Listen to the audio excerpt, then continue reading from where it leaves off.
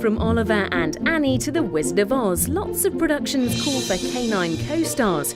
But what do we need to consider when bringing an animal on stage? Well, taking the time to speak to a professional animal handler would be a good start. Well, our job starts well before the night. It's sourcing the right animal for the part. It's got to be the right breed or the right look. And then it's training that dog to do what it is wanted, what's necessary on the stage. Then it's familiarising it with everything that goes along with that particular show and plot. Then it's getting it working with the actress and training the actor or actress to work with the dog and working how that should work. And then on the night, it's about presenting the dog in the right frame of mind and trained sufficiently to do what it has to do, but so it's not stressed at all, to keep the stress down and make the dog have an enjoyable experience. When you're considering using an animal on stage, you must think about the kind of animal that you want to have on the stage. You must think about where you're getting the animals from, where they're going to be staying on your premises, how long they're going to be on stage for, the ability and the experience of the handler.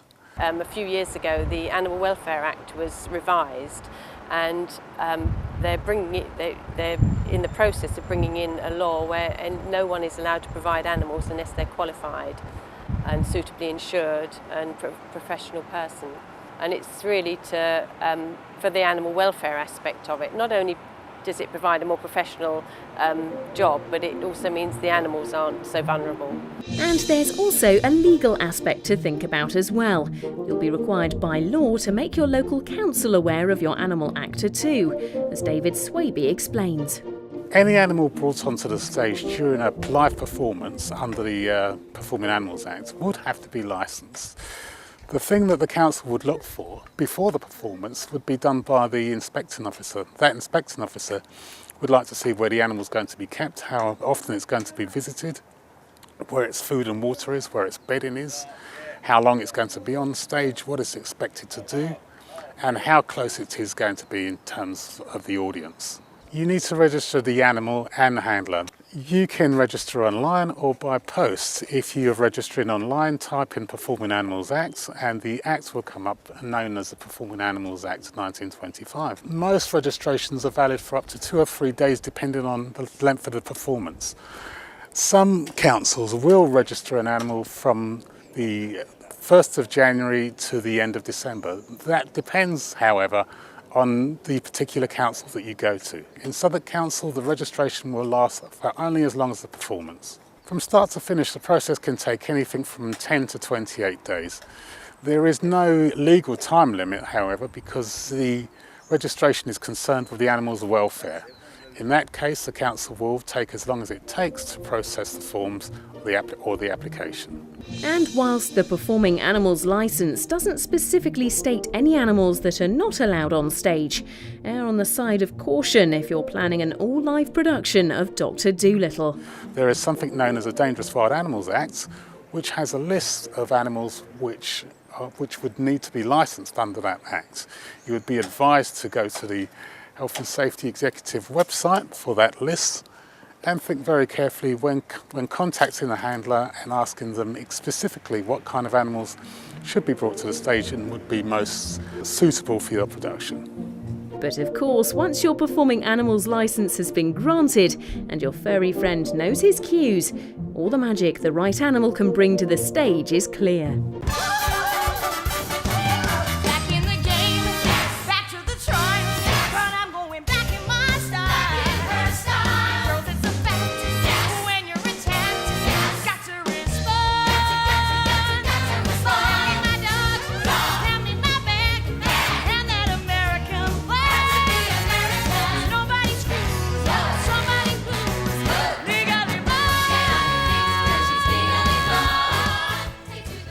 It's a case of taking the dog along, just sitting on the sidelines, letting the dog absorb it all, and so they realise this is normal, this is how it is.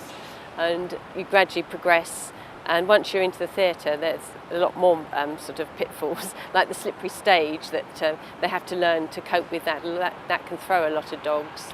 First time they hear the orchestra, it's a completely different sound. And then, of course, what you really can't get them used to until the night is the added thing of the audience.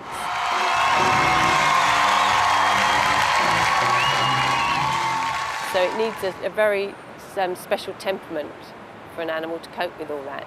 Like Bruiser, he had never been on a stage, he hadn't even really been trained when I got him. But he's a very outgoing, confident little dog and very greedy, which is an asset. And it's always a gamble, you don't know. It took me a couple of months to train him to do what he had to do, but then I had to introduce him gradually into the structure of what he had to do and introduce him to the cast. And so he actually used to go for sleepovers with the cast, the people he acts with, so that he really bonded with them and really wanted to be with them, because I'm in the wings sending him on, and he's got to want to go to them. So, you know, they have to form a real relationship.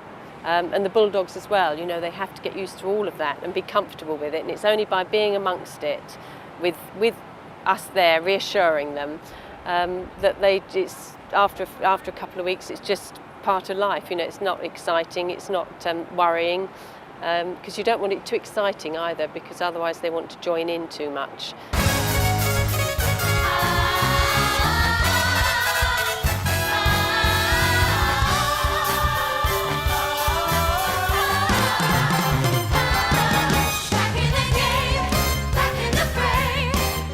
I desensitise them by playing them CDs at home of like music from the show, so that it's familiar to them. So they've got to enjoy it and they've got to want to do it. There has to be incentive.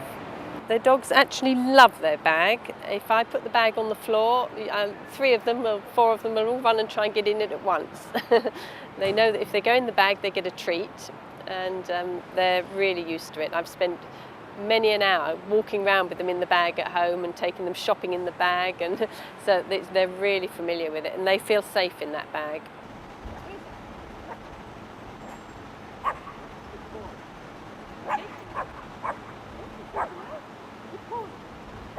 If you were thinking of putting a show on that involved an animal, unless you've got a budget for a professional animal, I would really seriously think about whether it was vital to the plot.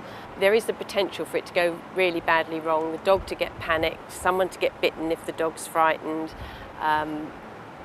It's a minefield, quite honestly. If you go to a professional company, they're licensed, insured, you know what you're getting. You often get there quicker in the long run because the dog doesn't need so many rehearsals. It's often, I think it's something it really needs to be thought if it's vital to the plot, to be honest. Mister, you're fired. What? Guess who I hired?